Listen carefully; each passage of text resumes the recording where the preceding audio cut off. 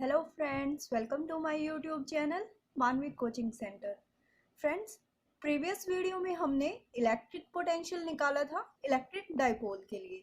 ठीक है, तो आज हम पढ़ने जा रहे हैं electric potential energy due to a system of charges. देखिए फ्रेंड्स, सिस्टम ऑफ चार्जेस, इस बात से हमारा क्या मतलब है, सबसे पहले हम इसी पॉइंट को क्लियर करते हैं, बाद में हमारा डेरिवेशन स्टार्ट करेंगे।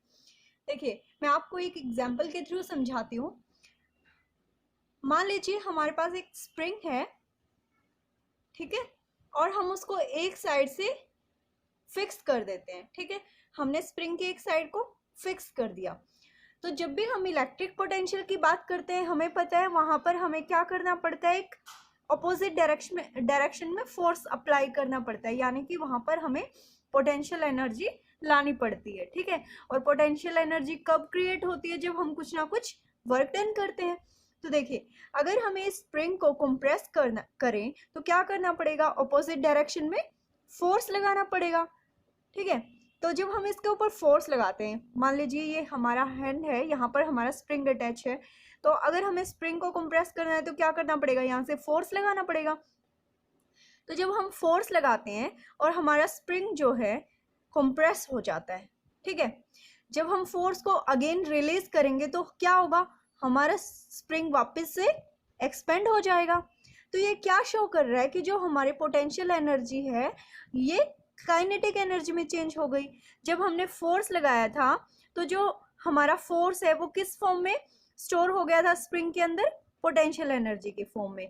और जैसे ही हम हमारे फोर्स को रिलीज करते हैं तो पोटेंशियल एनर्जी फिर से क्या हो जाती है, काइनेटिक एनर्जी में चेंज हो जाती है।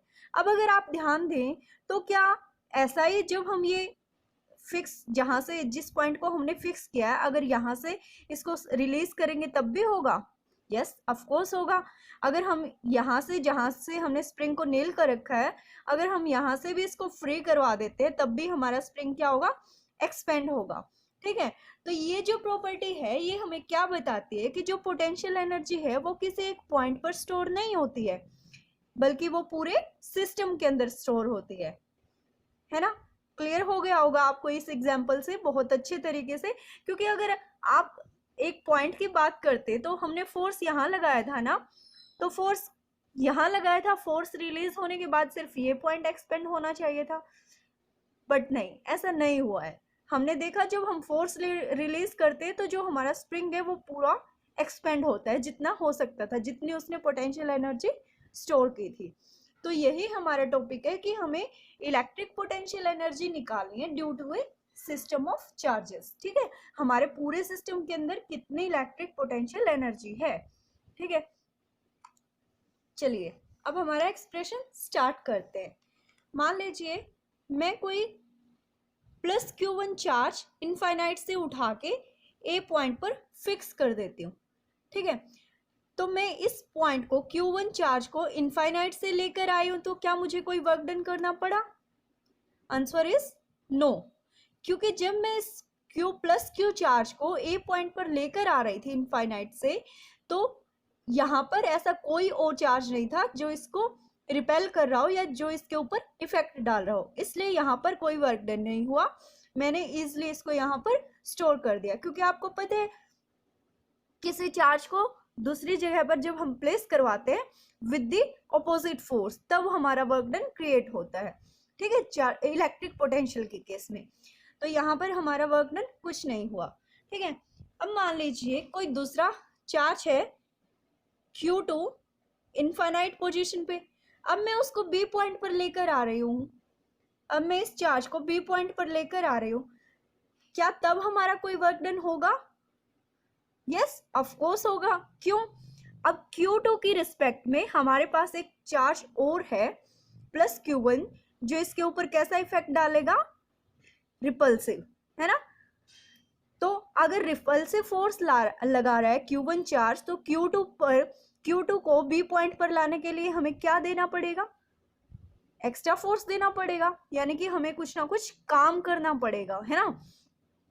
तो Q2 को बी पॉइंट पर लाने के लिए हम कुछ ना कुछ वर्क डन करते हैं, और वो वर्क डन हमारा किसकी फॉर्म में होगा, पोटेंशियल एनर्जी की फॉर्म में। वही हमें फाइंड आउट करना है। ठीक है, तो देखिए आपको पता है पोटेंशियल एनर्जी कैसे निकालते हैं। पोटेंशियल एनर्जी बेसिकली हमारे क्या होती है, work done upon charge, work done per unit charge.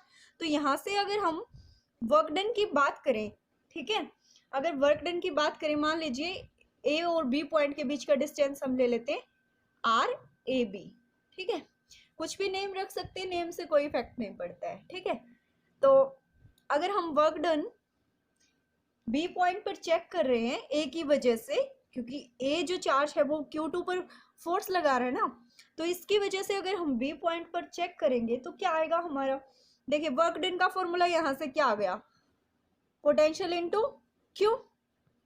अब यहाँ पर क्यू क्या है हमारा, देखो क्यू वो चार्ज जो बी पर यानी कि Q2 पर फोर्स लगा रहा है, तो यहाँ पर क्यू क्या होगा हमारा Q2 के लिए निकाल रहे हैं ना हम वर्क डन, है ना, और पोटेंशियल क्या है हमारी VQ1, ठीक है। तो वर्क डन क्या हो गया ये हमारा, बाय ए एट पॉइंट बी, कि ए की वजह से पॉइंट बी पर हमें कितना काम करना पड़ा, क्योंकि ये कैसा नेचर शो कर रहा था, रिपल्सिव नेचर शो कर रहा था, ठीक है। तो अब आपके पास पोटेंशियल एनर्जी का फॉर्मूला आपको पता है, हम कितनी बार कर चुके हैं, 1/4 pi epsilon not Q1, distance क्या है दोनों चार्जेस के बीच में, आर ए बी, ठीक है। तो वैल्यू पुट कर दीजिए आर ए बी और Q2 चार्ज। तो ये जो हमारा वर्क डन आया है ये किसकी फॉर्म में मिला है हमें, पोटेंशियल एनर्जी की फॉर्म में, 1/4 pi epsilon not Q1 R A B into Q2. This is the formula for the potential energy due to a system of charges. अब हमने 2 पॉइंट्स की बात की, अगर हम 3 पॉइंट कंसिडर कर लेते हैं तब भी क्या हमारा फॉर्मूला सेम रहेगा, या हम कैसे फाइंड आउट करेंगे, चलिए देखते हैं। अब अगर हम potential energy due to a system for n point charges की बात करें तो देखिए क्या होगा, आपके पास मान लीजिए एक पॉइंट है, ठीक है, जिसके ऊपर हम Q1 चार्ज को लेकर आ रहे हैं इनफाइनाइट सिचुएशन से, ठीक है, इनफाइनाइट पोजीशन से Q1 चार्ज को हम लेकर आए ए पॉइंट पर, ठीक है। ऐसे ही आपके पास कोई दूसरा चार्ज है प्लस Q2। अब जब आप Q2 चार्ज को लेकर आ रहे हैं इनफाइनाइट से एट पॉइंट बी पर, तो क्या आपको कोई वर्क डन करना पड़ेगा, हाँ करना पड़ेगा, क्योंकि Q1 क्या है, Q1 प्लस चार्ज Q2 पर क्या लगा रहा है, रिपल्सिव फोर्स लगा रहा है। बट क्या ए पॉइंट पर जब हम Q1 चार्ज को लेकर आए तो क्या यहाँ पर वर्क डन होगा, नहीं। तो ए पॉइंट के लिए वर्क डन हमारा क्या है, 0, लेकिन हमें Q2 चार्ज के लिए ए पॉइंट बी पर कितना, ए पॉइंट की वजह से हमें बी पर कितना वर्क डन करना पड़ा ये हमें निकालना पड़ेगा, है ना। अगर ऐसे ही हम किसी तीसरे पॉइंट की बात करें, मान लीजिए सी पॉइंट पर हम कोई चार्ज लेकर आते हैं प्लस Q3, तो इस चार्ज को लेकर आने के लिए क्या हमें वर्क डन करना पड़ेगा, ऑफ कोर्स करना पड़ेगा, बल्कि यहाँ पे तो हमें Q2 से ज्यादा वर्क करना पड़ेगा, क्योंकि इसके ऊपर जो Q2 चार्ज है वो भी रिपल्सिव फोर्स लगा रहा है और जो Q1 चार्ज है वो भी रिपल्सिव फोर्स लगा रहा है। तो यहाँ पर हमें रिपल्सिव फोर्स यानी कि हमारा वर्क डन फाइंड आउट करना पड़ेगा बी चार्ज की वजह से सी पर, और वर्क डन फाइंड आउट करना पड़ेगा ए चार्ज की वजह से सी पर, ठीक है। दोनों केसेस में हमें वर्क डन फाइंड आउट करना पड़ेगा। ऐसे ही आप अगर किसी फोर्थ पॉइंट की बात करें तब भी हमें सिमिलर वे में वर्क डन करना पड़ेगा। अब यहाँ पर वर्क हमें और भी ज़्यादा करना पड़ेगा, क्योंकि यहाँ पर क्या लग रहा है, और भी ज़्यादा फोर्स लगेगा, ठीक है। तो चलिए हम 3 पॉइंट्स को ही लेकर चलते हैं, वहीं से हमारा फॉर्मूला ड्राइव कर लेंगे n पॉइंट्स के लिए, ठीक है। तो चलिए देखते हैं कैसे निकालेंगे। अब हमें पता चल गया कि जो हमारा ए पॉइंट के लिए जो वर्क डन है वो तो है 0, क्योंकि यहाँ पर जब हम Q1 चार्ज को लेकर आ रहे थे ए पॉइंट पर, तो यहाँ पर कोई भी ऐसा फोर्स या कोई भी ऐसा चार्ज नहीं मिला हमें जो इसके ऊपर इफेक्ट क्रिएट करे, तो इसलिए हम इसको ले आए, हमने इसको प्लेस कर दिया ए पॉइंट पर। अब अगर हम बात करें work done for B point की, ठीक है। ए की वजह से हमें बी पर कितना वर्क डन करना पड़ा, तो आपको पता ही है वर्क डन का फॉर्मूला क्या होगा, पोटेंशियल इनटू चार्ज। तो फॉर्मूले में वैल्यू पुट, पोटेंशियल की वैल्यू पुट कीजिए 4 पाई एप्सिलॉन नॉट, ठीक है। चार्ज कौन सा है, Q2 चार्ज लेकर चल रहे हैं हम, ठीक है। और Q2 चार्ज के लिए फोर्स निकाल रहे हैं, और दूसरा चार्ज कौन सा है हमारा, Q1, ठीक है। और डिस्टेंस क्या है दोनों चार्जेस के बीच का, हम कंसीडर कर लेते हैं RAB, ठीक है, RAB फर्स्ट इक्वेशन हमारी। ऐसे ही अगर हम सेकंड इक्वेशन निकालें, यानी कि सी पॉइंट पर हमारा वर्क डन निकाले बी पॉइंट की वजह से, बी पॉइंट की वजह से, ध्यान रखिएगा कौन से पॉइंट की वजह से, बी पॉइंट की वजह से।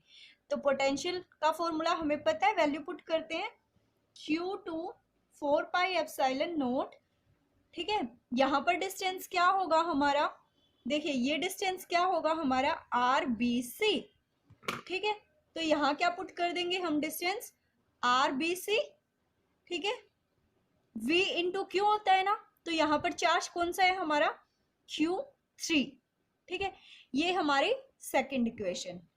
अब सी पॉइंट पर ए की वजह से भी वर्क डन हो रहा है, ठीक है, ए की वजह से भी फोर्स लग रहा है, तो ए पॉइंट की वजह से सी पर हमें कितना काम करना पड़ा, हम वो निकालते हैं। तो ये क्या हो जाएगा, Q1 4 पाई एप्सिलॉन नॉट। अब ये जो डिस्टेंस है इसको हम कंसीडर कर लेते हैं RAC, ठीक है। तो वैल्यू पुट कीजिए फॉर्मूले में, बहुत आसान है, सिर्फ थोड़ा सा समझने की बात है इसमें, ठीक है। कुछ भी नहीं है, सिर्फ हमें पोटेंशियल की और वर्क डन का हमें फॉर्मूला पता है, हमें सिर्फ वैल्यू पुट करनी है, ठीक है। यहाँ पर Q3 चार्ज के लिए निकाल रहे हैं, this is our third equation. तो ऐसे ही हम नंबर ऑफ चार्जेस के लिए वर्क डन फाइंड आउट कर सकते हैं हमारा, ठीक है। तो पहले अगर हम total work done find out करें तो ये क्या हो जाएगा, देखिए टोटल वर्क डन की वैल्यू लिखें, अगर हम टोटल पोटेंशियल को हम लिख लेते हैं U, ठीक है। एक और टर्म में हमारे फॉर्मूले को लिख लेते हैं। तो टोटल वर्क डन क्या होगा, हम तीनों का वर्क डन जब प्लस करेंगे, work done AB plus work done BC plus work done AC, value put कीजिए। मैं कांस्टेंट टर्म को बाहर लिख देती हूँ। देखिए अगर वर्क डन ए पॉइंट की भी लिखेंगे आप तो ये तो 0 है, फिर भी टोटल तो हमें करना है, आप लिख सकते हैं, ठीक है। वैसे वैल्यू पर हमारा कोई इफेक्ट नहीं पड़ेगा। 1/4 pi epsilon not, constant term को मैंने पहले ही बाहर लिख दिया। अब अंदर क्या आ जाएगा हमारा, Q1 Q2 upon RAB plus Q2 Q3 RBC plus Q1 Q3 RAC। ये हमारा क्या हो गया, total work done for the 3 points. ऐसे ही आप नंबर ऑफ पॉइंट्स के लिए निकाल सकते हैं, n पॉइंट चार्जेस के लिए निकाल सकते हैं। वहां पर जो आपका R है, RA RB, ये कहाँ तक चला जाएगा, RN तक चला जाएगा। और आपकी जो U की वैल्यू है वो क्या आ जाएगी, 1/4 pi epsilon not summation all pairs, ठीक है। जितने भी आप नंबर ऑफ पॉइंट्स लेकर चले हैं पूरे सिस्टम के अंदर, इसलिए मैं यहाँ लिख देती हूँ आल पेयर्स, ठीक है। जो जिस चार्ज की वजह से हम दूसरे चार्ज पर वर्क डन निकाल रहे हैं उसके लिए मैं J पुट कर देती हूँ, और जिसके ऊपर हम वर्क डन निकाल रहे हैं उस पॉइंट को मैं K से रिप्रेजेंट कर रही हूँ, ठीक है।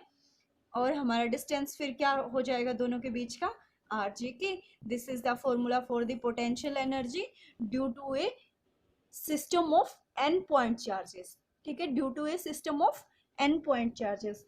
आई होप आपको क्लियर हो गया होगा, बहुत आसान टॉपिक है। एक बार इसको अपने हाथ से अपनी कॉपी पर निकाल कर देखिएगा कि कैसे हम n पॉइंट चार्जेस के लिए, n पॉइंट के लिए पोटेंशियल एनर्जी फाइंड आउट कर सकते हैं। अब कुछ बेसिक टर्म्स हैं, आपको पता है SI यूनिट पोटेंशियल एनर्जी की क्या होती है, वर्क डन की क्या होती है, बताइए फटाफट, क्या होती है, जूल। तो पोटेंशियल एनर्जी और वर्क डन इक्वल है, तो पोटेंशियल एनर्जी की यूनिट क्या हो गई, जूल। अब कुछ बेसिक टर्म है कि जो 1 इलेक्ट्रॉन वोल्ट होता है हमारा वो किसके इक्वल होता है, देखिए चार्ज की वैल्यू क्या होती है, 1.6 × 10⁻⁻19 कूलम, ठीक है।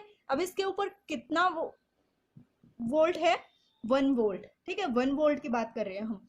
तो ये वैल्यू तो आ जाती है हमारी, यानी कि 1 इलेक्ट्रॉन वोल्ट की तो वैल्यू होती है हमारी 1.6 इंटू 10⁻⁻⁹ जूल, ठीक है, जूल, क्योंकि पोटेंशियल एनर्जी आ गई ना अब हमारी, ठीक है, ये आ गया हमारा जूल।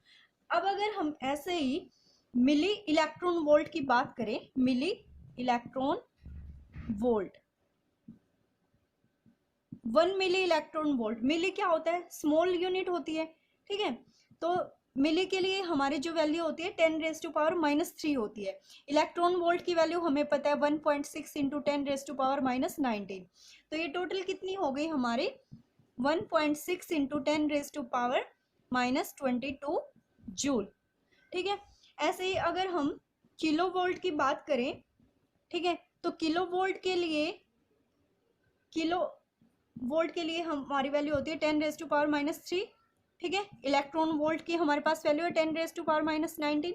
तो ये टोटल वैल्यू कितनी आ जाएगी हमारे 1.6 इंटू 10⁻⁻16 जूल। तो ऐसे ही कुछ बेसिक टर्म्स की आप वैल्यू निकाल सकते हैं। जैसे मैं एक और बता देती हूँ आपको, जैसे 1 मेगावोल्ट, तो मेगावोल्ट को में हमें अगर कोई चीज़ निकालनी है तो हमें क्या करना पड़ेगा, 10⁻6 से मल्टीप्लाई करना पड़ेगा, ठीक है। इलेक्ट्रॉन वोल्ट की वैल्यू है आपके पास है, तो ये टोटल कितना हो गया, देखिए 6 माइनस कीजिए, इसमें से 6 पावर कैंसिल हो जाएंगे, कितना आ जाएगा 1.6 इंटू 10⁻⁻13 जूल।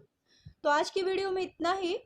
कल हम पढ़ेंगे potential energy of charges in an external electric field, ठीक है। जब हम जो चार्ज है हमारा उसको एक्सटर्नली मतलब कहीं बाहर से लेकर आकर प्लेस कर देते हैं, उस टाइम पर हमारी जो पोटेंशियल एनर्जी है उस पर क्या इफेक्ट पड़ता है या हमारी पोटेंशियल एनर्जी क्या आती है। तब तक के लिए वीडियो को लाइक, शेयर और सब्सक्राइब ज़रूर कीजिएगा। जुड़े रहिए हमारे साथ।